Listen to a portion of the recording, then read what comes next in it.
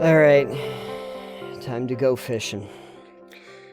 Hi everybody, welcome back yet again to another episode of Seacember here on Psitanium Mine. We're reaching the end of the road here.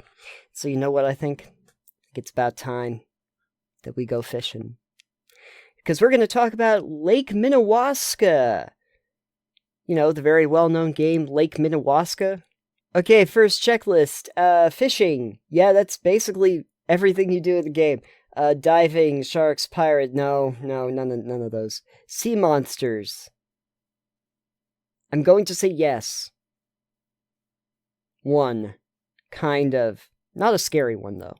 Grog, scurvy, no. This is it. Fishing sea monsters, sure. Let's go with that. Okay, so Lake Minnewaska, this is a student project. I always like to talk about student projects. I always think that it's interesting to discuss them because it's fun to see what like young game developers that are basically making this as their school project have put together. And this was a project by a student or a team of students for the USC Advanced Games Project for 2023-2024 academic school year. And it is a very short experience. It is free on Steam, so obviously I'm going to say go and play it. But I wanted to talk a little bit about it. It is very short. It is like maybe a half hour, if that, to play through the entire game. But it is a really neat little game, because it's trying to be a narrative game, but using fishing. So all you need to do to play this game, okay, is a mouse. Literally, you can put the keyboard away. You don't even need the keyboard for this. It's all something that you can do with a mouse. And the basic gameplay is that you play this character called Sosa. And Sosa is communicating with his daughter over this radio, and she's saying, you know, Dad, you're going to be late, but you're out on Lake Minnewaska, and you want to catch certain fish, because won't your daughter be so proud of you? And so you want to catch these certain fish, and then you want to take a photo of the fish, and this, then you can be done, right? You can be done. You've completed your task. And so it's just a series where you are going to a map, you're picking the spot on the lake where the next fish is, and you have to catch certain fish. You throw out your line, you then start moving your mouse to the left or to the right to, you know, pull against the tension of the fishing rod, and then click a mouse button to reel your fish in. And you go through this little mini game for each one of these fish. There's like 5 fish, right, in the game. And this whole time, you're getting this idea that there's maybe this, like, legendary fish that your daughter had talked about in this lake, and get hints that maybe that exists, maybe it's here.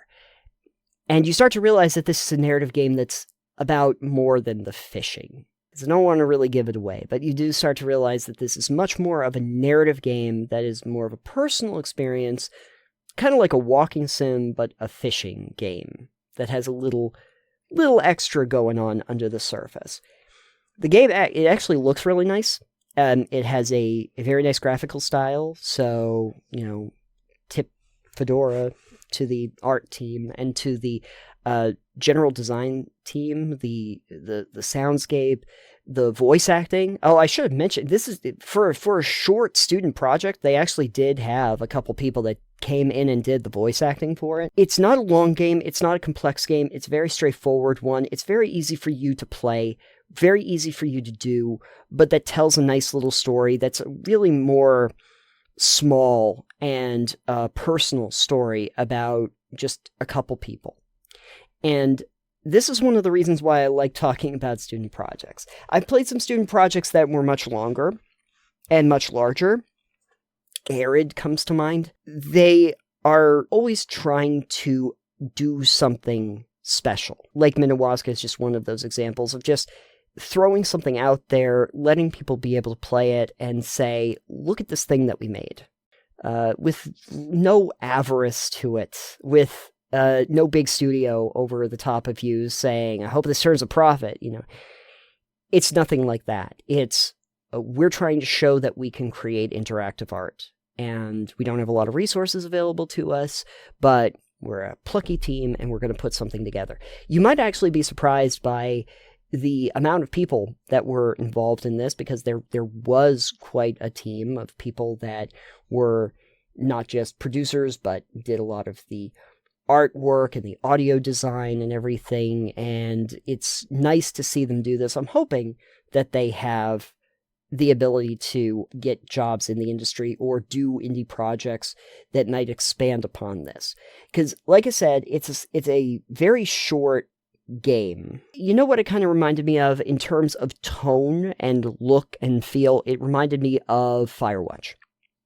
Firewatch is a longer game, and it was from Campo Santo. It was from an actual studio. It has that kind of tonality, and also the personal touch of the characters that you're playing in the game and the storyline that you're telling. It wanted to tell a very straightforward narrative story, and so it created a very straightforward mechanical structure that's easy to understand. Literally to the point where all you need is a mouse with pretty much one button to interact with it. There's not a ton of other things I can really say about the game. Like I said, it's not a long game. If I talk about it any longer, you could have just gone and played it. But it's on Steam. You can play it. It's a nice, relaxing, fun little game that's easy and breezy and has a nice emotional core to it at the end. It looks nice. It plays well. It has a bit of like an escalation in terms of the storm coming in and the landscape that it does. It does a lot in a very limited amount of time, and I think that it was a good job, and I could kind of see this being the kind of thing that could be expanded upon, that you could really make a like full release game out of with a similar kind of tone, maybe with a bigger or more expanded story in this same vein. And maybe one day we'll get that. I don't know. But in the meantime, what we have is Lake Minnewaska, and you should try it out. You should try it out. What do you have to lose? About 20 minutes. Front to back. Like 20-25 minutes. Seriously. Try it out for yourself. Tell me what you think. All right. We're getting there, folks. But before I leave, I think I'm going to have to tell you about one very long demo that I played. Join me back here next week. We're in the home stretch.